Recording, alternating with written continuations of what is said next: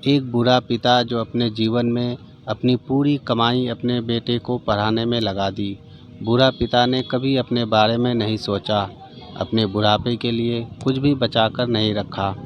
बेटे की शादी हुई और बहू आई। कुछ साल बाद उनका एक बेटा भी हुआ। अब बुरा पिता से काम नहीं हो पा रहा था। हर समय वो अपने छोटे से पोते के साथ खेलते रहते थे। एक तरह से काफ़ी खुशहाल परिवार था, कोई परेशानी नहीं थी। अब पिताजी और भी ज़्यादा बुरे हो गए थे। उन्हें चलने में भी और तकलीफ़ और परेशानी होती थी। लकड़ी का सहारा लेना पड़ता था। आँखों से भी कम नज़र आने के कारण कभी कभी अपने आप को ही चोट पहुँचाते थे। खाना भी खाते तो कभी अपने कपड़ों पर तो कभी नीचे गिरने लगता। पिता को इस तरह खाते देख बेटा और बहू को घिन आने लगी। एक दिन बेटे के ऑफिस के कुछ दोस्त आए।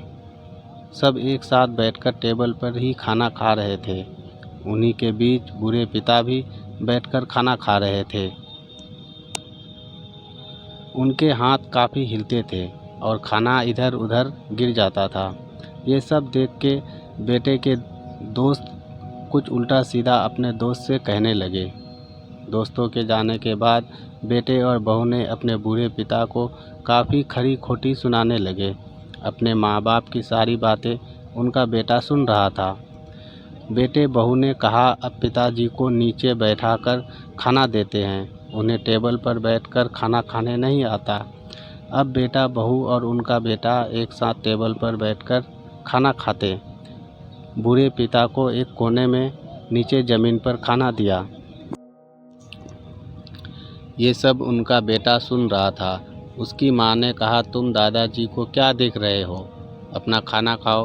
बेटे ने कहा, मैं सीख रहा हूँ। जब मैं बड़ा हो जाऊँगा और आप दोनों बूढ़े हो जाओगे तो मैं भी आप लोगों को उसी कोने में बैठाकर खाना दिया करूँगा। बेटे की बात सुनकर दोनों हैरान रह गए। बेटे और बहू दोनों दौड़कर अपने पिता को ज़मीन से उठाया और बोले, टेबल पर बिठाकर माफ़ी मांगी। बूढ़े पिता की आंख भर आई और बच्चों के सर पर हाथ फेरते हुए कहा, कोई बात नहीं मेरे बच्चों, समय रहते तुम दोनों संभल गए, मेरे लिए यही बहुत ही गर्व की बात है।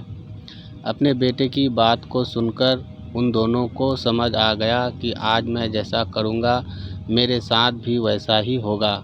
बुढ़ापा किसी एक व्यक्ति के लिए नहीं है, उस दौर से सभी को गुजरना है।